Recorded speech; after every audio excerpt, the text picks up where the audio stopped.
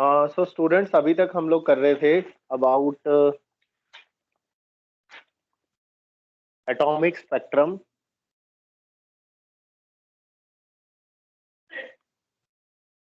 Atomic spectrum में हमने emission spectrum almost खत्म कर ही लिया था।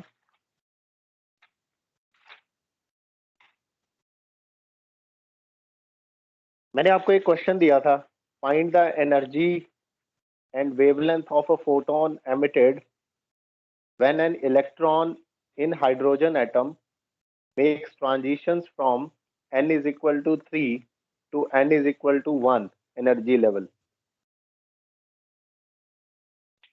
ये वाला क्वेश्चन दिया था। मतलब अगर आपका इलेक्ट्रॉन मतलब हाइड्रोजन एटम में अगर इलेक्ट्रॉन, सपोज ये अपना न्यूक्लियस है और this is n is equal to 1, this one is n is equal to 2 and this is n is equal to 3। तो n1, n2 और n3। Electron third energy level से यहां से इलेक्ट्रॉन ट्रांजिशन कर रहा है फर्स्ट एनर्जी लेवल में। Electron transition कर रहा है थर्ड एनर्जी लेवल से फर्स्ट एनर्जी लेवल में। तो हमें निकालना है कि उसकी एनर्जी कितनी है जो वो फोटोन एमिट करेगा। ऑब्वियसली इस केस में क्या करेगा, electron will emit a photon. तो ये जो फोटोन एमिट करेगा, इस फोटोन की वेवलेंथ कितनी है और इस फोटोन की एनर्जी कितनी है, ये हमें फाइंड आउट करना है। तो बेटा जैसे कि हमें पता है एनर्जी का फॉर्मूला, इस फोटोन की एनर्जी होगी equal to energy difference. This photon is equal to energy difference of these two levels. So photon की एनर्जी ऐसे निकालते हैं, energy of photon is equal to energy En2 minus En1।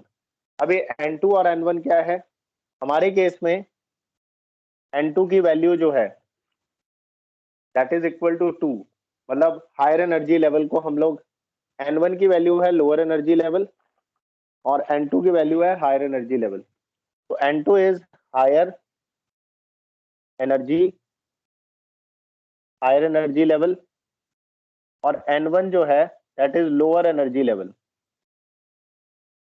तो फिलहाल के लिए हमारा higher energy level third level है, तो इट इज E3 माइनस, और lower energy level first level है, माइनस E1। तो this energy difference will give us energy of photon. तो मैंने आपको बताया था कि थर्ड एनर्जी लेवल की एनर्जी होती है -5 1.51 इलेक्ट्रॉन वोल्ट। क्योंकि एनर्जी का फॉर्मूला बच्चे आपको याद होगा, किसी भी nth एनर्जी लेवल की अगर आपको एनर्जी चाहिए तो ये फॉर्मूला है -13.6 divided by n square into Z square. Electron volt में आता है ये आंसर, ये फॉर्मूला यूज कर रहे हैं। अब हाइड्रोजन एटम है तो Z की वैल्यू तो हम लोग 1 रख देंगे, यानी एटॉमिक नंबर 1 है। और जिस एनर्जी लेवल की हमें वैल्यू चाहिए अकॉर्डिंगली n की वैल्यू वो पुट करोगे, वहां से ये एनर्जी आ जाएगी। और E1 की वैल्यू हमें पता है, E1 की वैल्यू आएगी -13.6।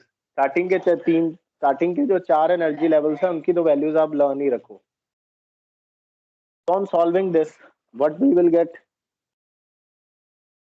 So answer will be approximately 12.09 electron volt. So this is energy of photon. यहाँ तक क्लियर है स्टूडेंट्स? यहाँ तक सबको क्लियर है? इसके अलावा नाउ गुड, अब हमें एनर्जी मिल गई। Now we have to find out wavelength of the photon emitted. Now to find out the wavelength, अब एक फॉर्मूला और होता है, हमें पता है एनर्जी ऑफ फोटोन को हम लोग ऐसे लिख सकते हैं hc/λ। This is energy of photon, hc/λ। कैसे लिख सकते हो बेटा, एक फोटोन की एनर्जी होती है h इंटू न्यू। न्यू होती है फ्रीक्वेंसी, और फ्रीक्वेंसी को हम लोग लिख सकते हैं c/λ, speed upon wavelength. Frequency is speed upon wavelength. तो इस तरह से हम लोग एनर्जी को लिख सकते हैं hc/λ। तो यहां से अगर हमें h और c दोनों की वैल्यूज तो पता रहती हैं, वहां से हमें लैम्डा मिल जाएगा। इन दोनों की वैल्यूज हमें पता होती हैं, वहां से लैम्डा मिल जाएगा। ये इलेक्ट्रॉन वोल्ट है, इसको जूल में कन्वर्ट करें तो ये मल्टीप्लाई करना पड़ेगा 1.6 इंटू 10⁻⁻19 से, तब जाकर ये जूल में आएगी वैल्यू, इलेक्ट्रॉन वोल्ट से जूल में। और यहां से इफ वी कैलकुलेट लैम्डा, तो लैम्डा की वैल्यू आएगी, रेसिप्रोकल करना पड़ेगा, एच की वैल्यू डालोगे, एच की वैल्यू आएगी 6.62 इंटू 10⁻⁻34 जूल सेकेंड। ये तो डली बचे एच की वैल्यू।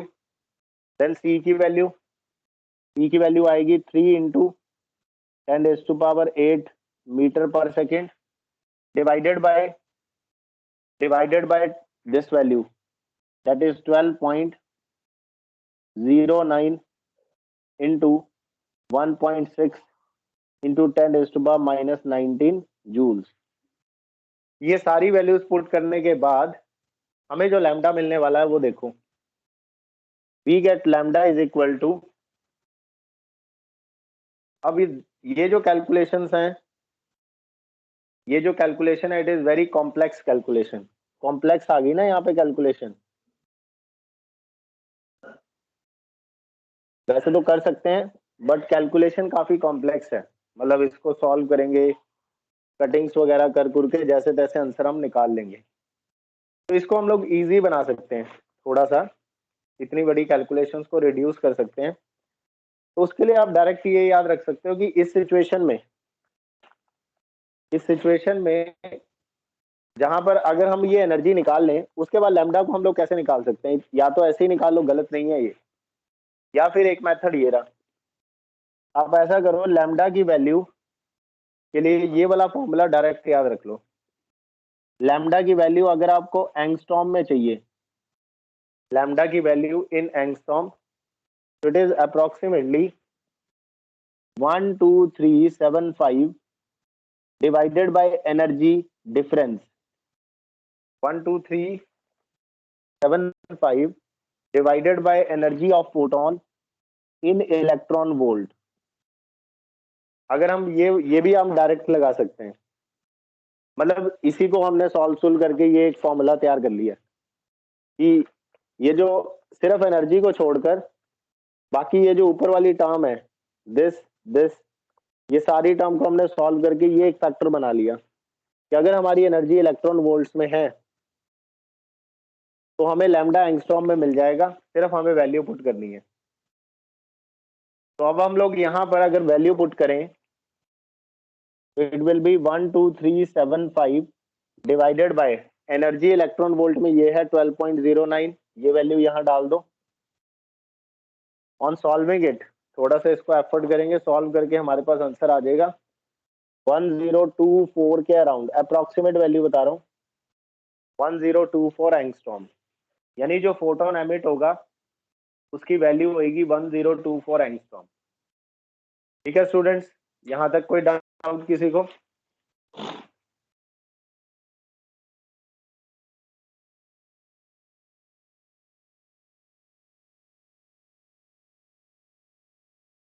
बेटा यहाँ तक कोई doubt? No sir. No sir.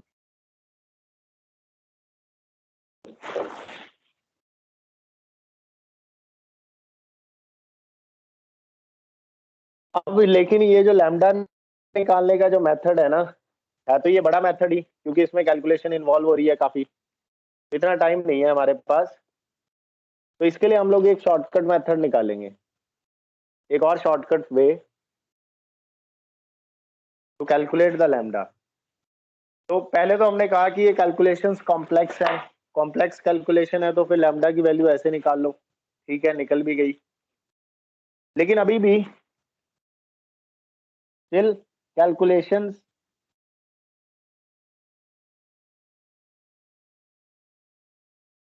अभी भी कैलकुलेशन इजी नहीं है, मतलब स्टिल कैलकुलेशन इज कॉम्प्लेक्स, क्योंकि डिवाइड करना, एनर्जी ऑफ फोटोन निकालना, तो कुछ ऐसा निकालते हैं कि बिना एनर्जी निकाले डायरेक्ट लैम्डा मिल जाए। मतलब ऐसा कोई फॉर्मूला जब हमें वेवलेंथ चाहिए तो हमें पहले ये एनर्जी ना निकालनी पड़े, इस एनर्जी को बिना कैलकुलेट किए, क्योंकि अभी तो एनर्जी चाहिए हमें, फिर एनर्जी चाहिए तो 12375 को एनर्जी से डिवाइड करेंगे, तब जाकर लैम्डा मिलेगी एंगस्ट्रॉम में, वो भी एनर्जी अगर इलेक्ट्रॉन वोल्ट में है तो अब मैं ऐसा फॉर्मूला डिराइव करेंगे जिससे कि बिना एनर्जी कैलकुलेट करें हम लोग कैलकुलेट कर पाए वेवलेंथ ऑफ एमिटेड फोटोन। यहां तक हो गया सबका? रब कर दूं इसे। अब वो शॉर्टकट मेथड सीखेंगे, ठीक है? Yes sir.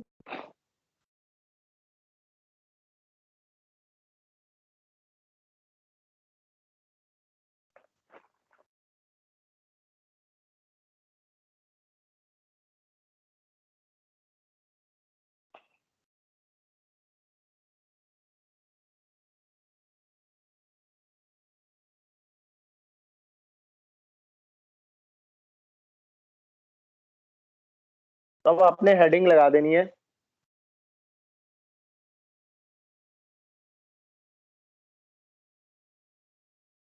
फाइंडिंग वेवलेंथ यानी finding lambda of emitted photon, wavelength of emitted photon.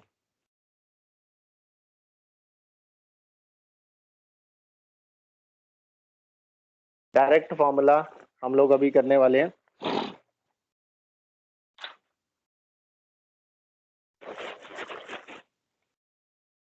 तो हेडिंग लगा दो, डायरेक्ट फॉर्मूला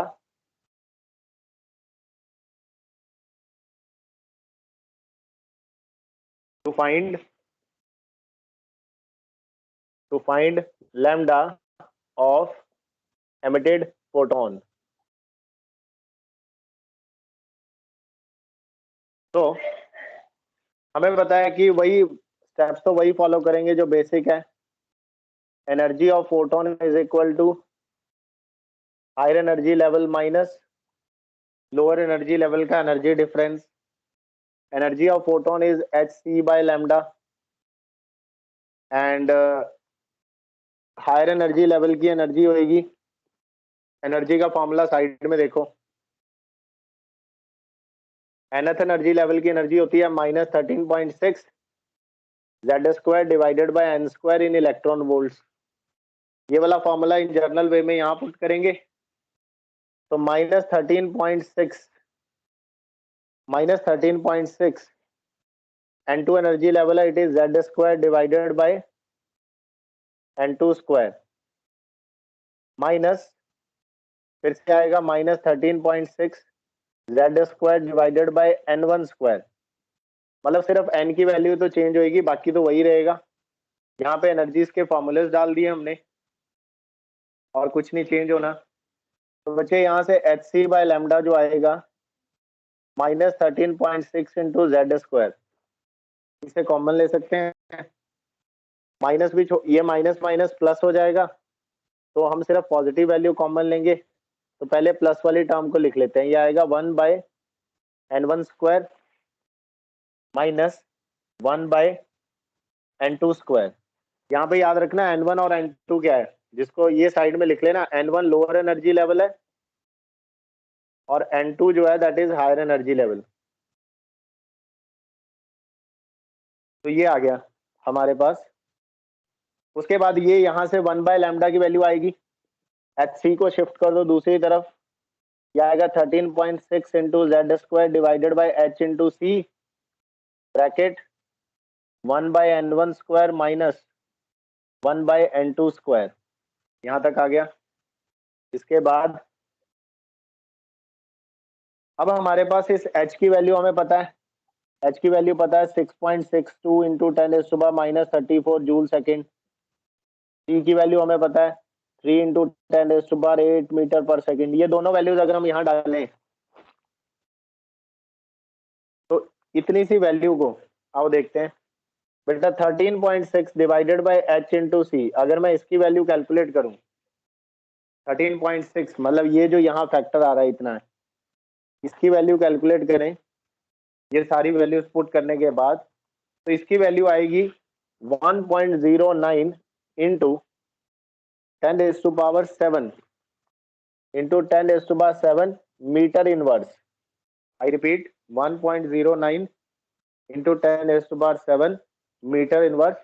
और बेटा इसको हम लोग कहते हैं Rydberg constant. This is called Rydberg's constant. ये आपको वैल्यू डायरेक्ट लर्न करनी पड़ेगी। This is called Rydberg constant. तो फाइनली इसकी जगह we can put Rydberg constant, जिसकी वैल्यू याद होनी चाहिए। तो 1/λ का जो आंसर हमारे पास आएगा, 1/λ it is equal to Rydberg constant into Z square, it is equal to R into Z square bracket 1/n1 square minus 1/n2 square. तो बेटा this is direct formula to calculate reciprocal of wavelength. तो यहां से हमें wavelength मिल जाएगी directly. अच्छा ये याद रखना, जो यहाँ वेवलेंथ हमें मिलेगी वो हमें मिलेगी एंगस्ट्रॉम में। वेवलेंथ जो मिलेगी वो हमें वेवलेंथ मिलेगी इन एंगस्ट्रॉम। आपको पता होगा कि 1 एंगस्ट्रॉम में 10⁻⁻10 मीटर्स होते हैं। यहां तक स्टूडेंट्स क्लियर है? और अगर हाइड्रोजन एटम है तो Z की वैल्यू भी 1 हो जाएगी, एटॉमिक नंबर। फिर आंसर रह जाएगा 1/λ is equal to this this this. Clear है स्टूडेंट्स? Yes sir. यस। इसको फटाफट नोट कर लो। अब ये हमारे पास एक नया फॉर्मूला आ गया वेवलेंथ कैलकुलेट करने के लिए, कि जो फोटोन एमिट हुआ है उसकी वेवलेंथ ऐसे आप कैलकुलेट कर सकते हो, रेसिप्रोकल ऑफ वेवलेंथ। इसके लिए ये रेडबर्ग कांस्टेंट की वैल्यू याद रखनी है। कर लो फटाफट यहाँ तक नोट, फिर आगे चलें।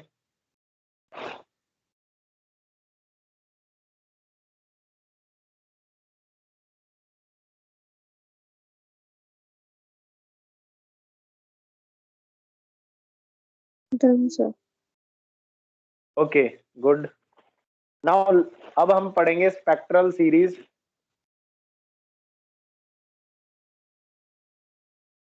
तो रेडबर्ग कांस्टेंट की वैल्यू डायरेक्टली याद रखना, क्योंकि अगर आपको 1/λ कैलकुलेट करना है तो रेडबर्ग कांस्टेंट चाहिए।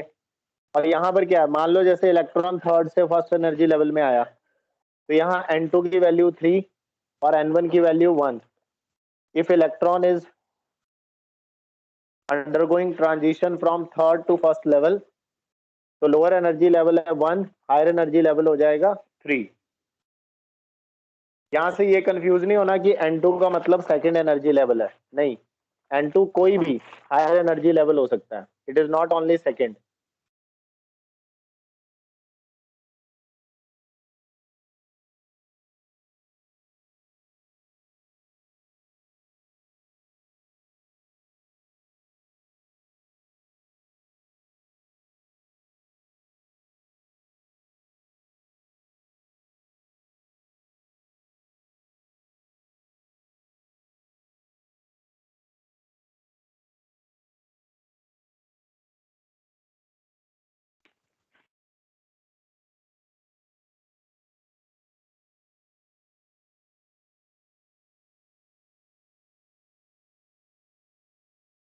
नाउ बच्चे हेडिंग लगाओ spectral series.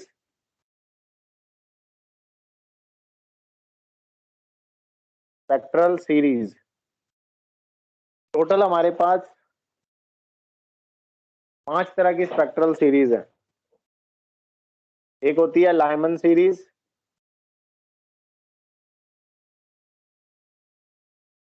Second one is Balmer series, Lyman series, Balmer series, then Paschen series,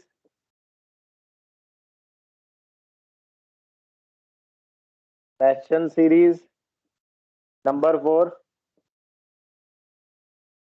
Brackett series, and number 5 Pfund series. लिखते इसको पी फंड है, फंड सीरीज। तो these are 5 serieses. Spectral series 5 तरह की होती है। आज यही समझेंगे कि क्या चीज है ये सीरीज में। तो सबसे पहले हम लोग लाइमन सीरीज को समझते हैं।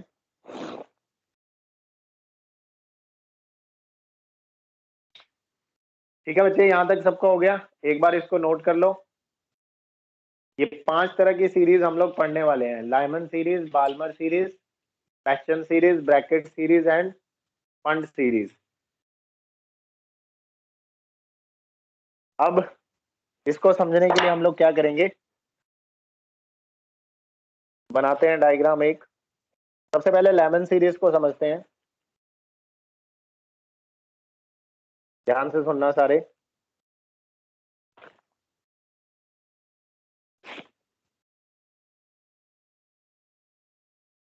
तो बेटा मान लो कि हम लोग इस एक्सिस पर ले रहे हैं एनर्जी, मान लो इस एक्सिस पर ले रहे हैं एनर्जी ऑफ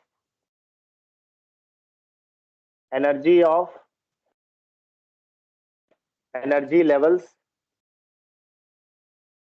इस एक्सिस पे ले रहे हैं energy of energy levels in electron volt, ये वाला एक्सिस चल रहा है। तो ये हमारा एक्सिस है।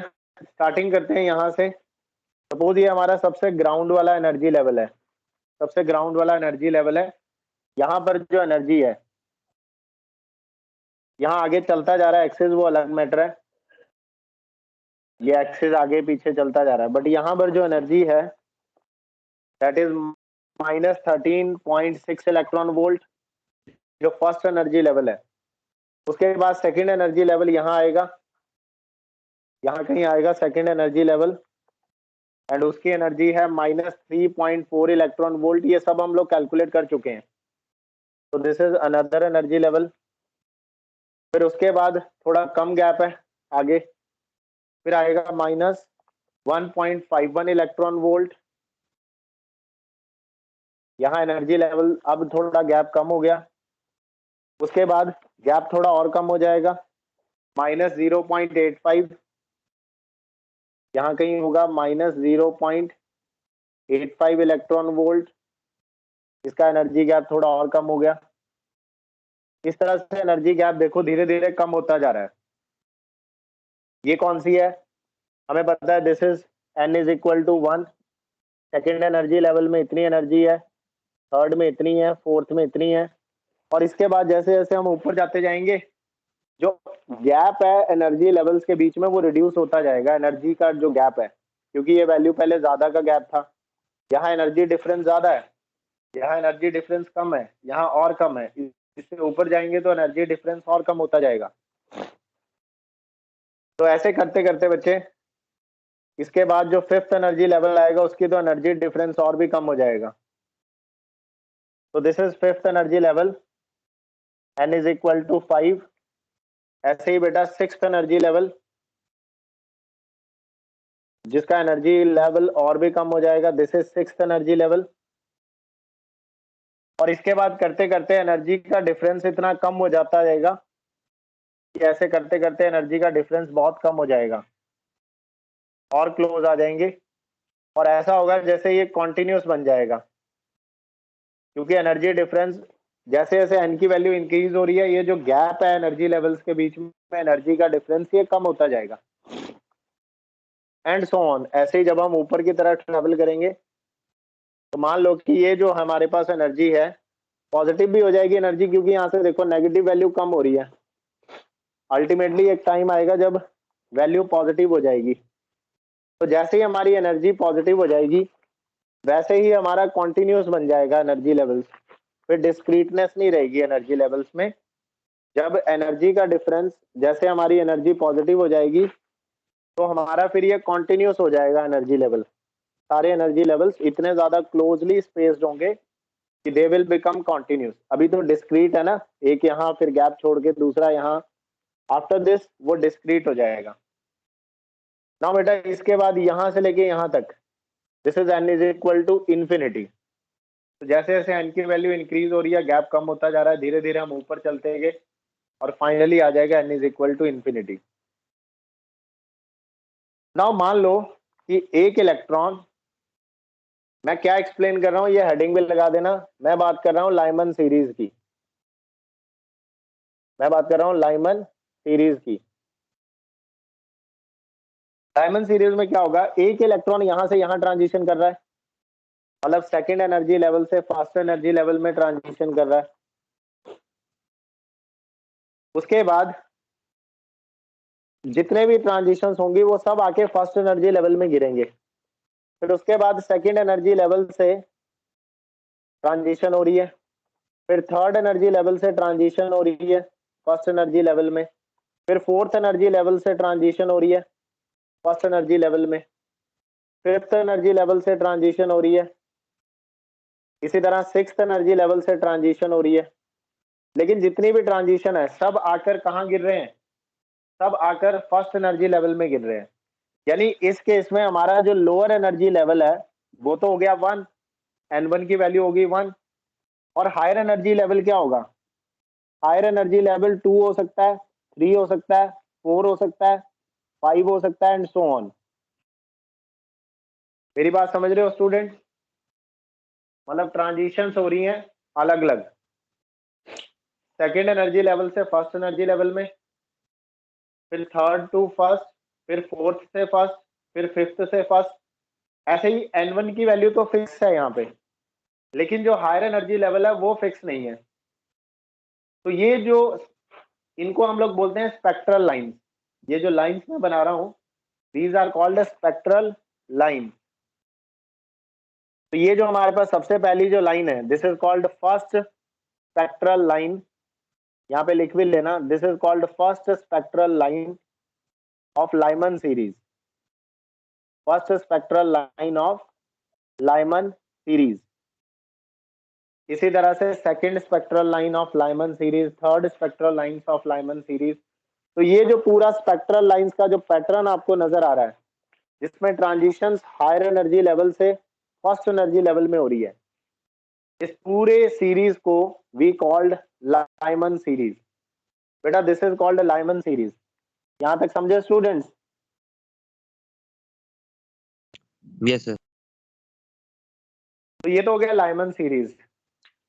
इस तरह से आप लाइमन सीरीज इसको हम लोग बोल रहे हैं। ये जितनी भी स्पेक्ट्रल लाइंस बन रही हैं बस इसमें कंडीशन ये है कि जो लोअर एनर्जी लेवल है वो फर्स्ट लेवल होना चाहिए, यानी ट्रांजिशन कहीं से भी हो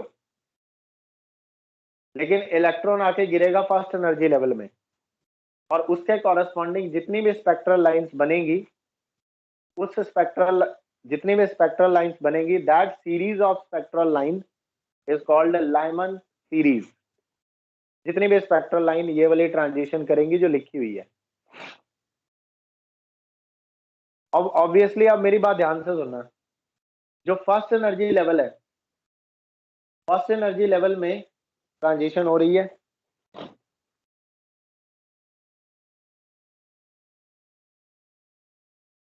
अगर मैं इसके कॉरेस्पॉन्डिंग बेटा वेवलेंथ निकालूं कि यहां से यहां ट्रांजिशन हो रही है तो ऑब्वियसली क्या होगा, यहां से यहां ट्रांजिशन हो रही है तो कैलकुलेट करना पड़ेगा। तो ये काम आपके लिए मैं दे रहा हूं, फाइंड लाइमन सीरीज के लिए फाइंड लैम्डा। आपको लैम्डा फाइंड आउट करके रखना है। Find lambda of photon emitted, find lambda of photon emitted, find lambda of photon emitted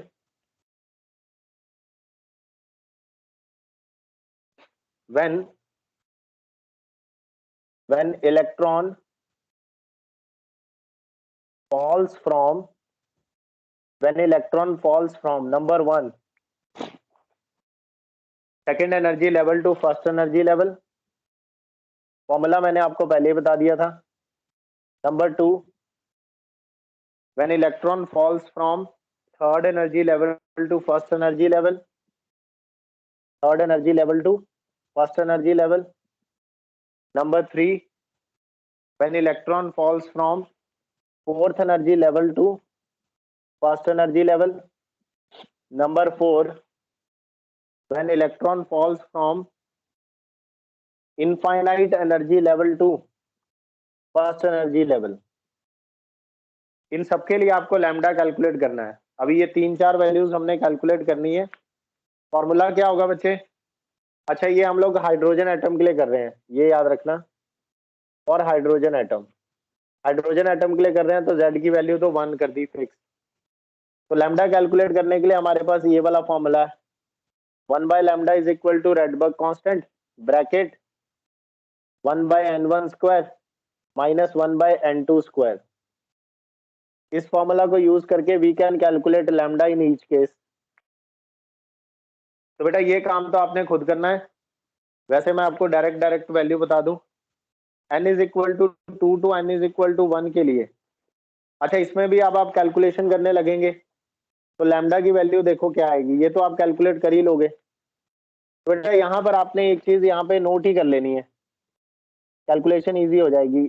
जब आप लैम्डा को रेसिप्रोकल करेंगे तो आपको 1/r की वैल्यू चाहिए होगी। तो बेटा 1/r की अप्रोक्सीमेट वैल्यू 911 होती है, 911 एंगस्ट्रॉम, ये याद रखना, इससे कैलकुलेशन इजी हो जाएगी।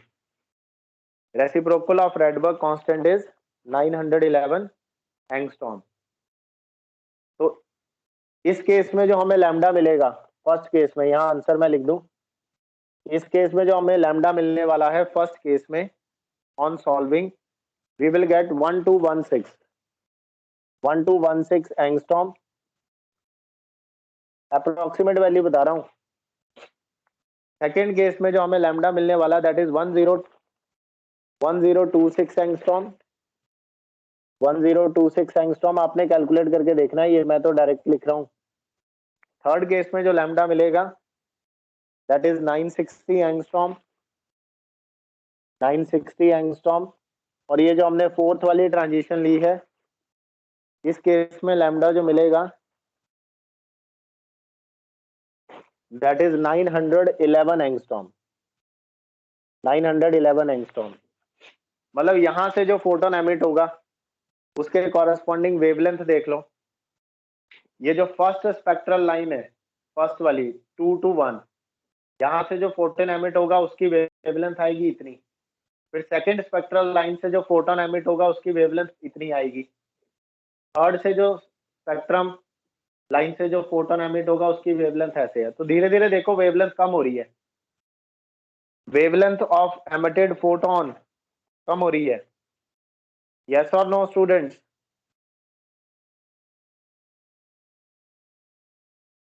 यस और Yes. नो? मैंने कैलकुलेशन नहीं किया लेकिन आपको मेथड बता दिया कि कैलकुलेट कैसे करना है। फॉर्मूला नीचे लिखा हुआ है और 1/r की वैल्यू 911 एंगस्ट्रॉम डाल दोगे तो लैम्डा भी आपको एंगस्ट्रॉम में मिल जाएगा। तो जब आप ये वैल्यूज कैलकुलेट करोगे तो ये कुछ अप्रोक्सीमेट वैल्यूज ये निकल के आएंगी। अच्छा, अगर आप मेरी बात ध्यान से देखो, जितनी छोटी ट्रांजिशन, ध्यान से सुनना मेरी बात, जितनी छोटी ट्रांजिशन उतनी ज्यादा वेवलेंथ। यहाँ देखो ना, 2 से लेके 1 तक ये सबसे छोटी ट्रांजिशन है और वेवलेंथ इन सब में से सबसे ज्यादा है। और जैसे जैसे ट्रांजिशन बढ़ती चली जा रही है, जितनी बड़ी ट्रांजिशन वेवलेंथ उतनी कम हो रही है। और सबसे बड़ी ट्रांजिशन तो ये रही जो इन्फिनिटी से आ रही है लाइन, सबसे बड़ी ट्रांजिशन तो ये रही जब इन्फिनिटी से लाइन आ रही है। इस ट्रांजिशन में वेवलेंथ आ रही है 911 एंगस्ट्रॉम।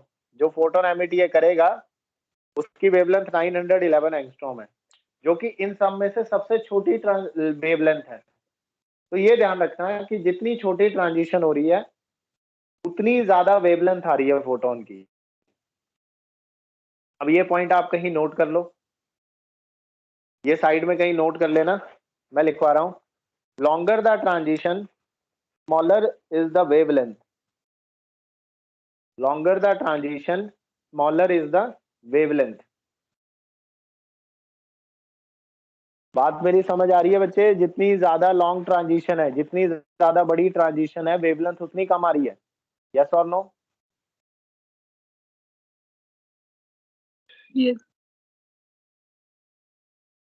तो ये नोट करके लिख लो, लॉन्गर द ट्रांजिशन। एक ही सीरीज एक्सप्लेन कर रहा हूं मैं इतने डिटेल में, बाकी तो आपने खुद ही कर लेनी है। Longer the transition smaller is the wavelength. जितनी ज्यादा लॉन्गर ट्रांजिशन होगी वेवलेंथ उतनी कम होगी। इसके आगे लिखो, therefore minimum wavelength for transition, minimum wavelength is for transition. Minimum wavelength किस ट्रांजिशन के लिए है? कौन बताएगा मिनिमम वेवलेंथ किस ट्रांजिशन के लिए है? Infinity minimum to infinity to 1, very good. So minimum wavelength is for transition infinity to 1. Minimum wavelength is for transition infinity to 1, that is 911 angstrom. That is 911 angstrom. ये लिख लिया। तो finally हम लोग कह सकते हैं कि ये जो फर्स्ट स्पेक्ट्रल सीरीज है इसमें जो वेवलेंथ एमिट हो रही है दैट इज 1216 एंगस्ट्रॉम, यानी 911 से लेकर 1216 एंगस्ट्रॉम के बीच में जितनी भी वेवलेंथ आ रही है वो सारी लाइमन सीरीज के अंदर है। अब आप मुझे ये बताओ कि 911 एंगस्ट्रॉम से लेकर 1216 एंगस्ट्रॉम तक की जो वैल्यूज हैं क्या ये विजिबल रीजन में है? क्या ये विजिबल रीजन की वैल्यूज हैं? विजिबल रीजन की वैल्यूज नहीं है वो तो, यस और नो? वो तो 4000 से लेकर 7 वो तो वैसी होनी चाहिए ना 4000 टू 7800 के बीच की वैल्यूज एंगस्ट्रॉम में। तो ये वाली वेवलेंथ तो हमारी, ये जो वेवलेंथ है ये विजिबल रीजन में नहीं आती, यानी इस केस में जो फोटोन एमिट हो रहा है, इस केस में जो फोटोन एमिट हो रहा है वो अल्ट्रा वायलेंट रीजन में आ रहा है। जो फोटोन एमिट हो रहा है वो अल्ट्रा वायलेंट रीजन की वेवलेंथ एमिट हो रही है। तो लाइमन सीरीज में इलेक्ट्रोमैग्नेटिक वेव्स यानी फोटोन एमिट होंगे लेकिन वो फोटोन विजिबल नहीं होंगे, यानी इसका अगर हम लोग स्पेक्ट्रम बनाएंगे तो वो स्पेक्ट्रम हमें विजिबल नहीं होगा क्योंकि वो अल्ट्रा वायलेंट रीजन का स्पेक्ट्रम है। एक्सक्यूज क्योंकि मी सर, वेवलेंथ की, हाँ जी सर वेवलेंथ नेगेटिव हो सकती है? वेवलेंथ नहीं नेगेटिव नहीं आएगी। सर फिर इस फॉर्मूले में 1/λ, सर आर तो पॉजिटिव है, अगर n1 छोटा है तो फिर माइनस करके तो माइनस वैल्यू आएगी। नहीं कैलकुलेट करके देखना आप, माइनस नहीं आएगी। जो मैंने ऊपर वैल्यूज लिखी हैं कैलकुलेट करके देखना, वो रेसिप्रोकल में चल रहा है ना, वो अपने आप सेट हो जाएगा साइन। यस। चलो स्टूडेंट्स इतना भी करना,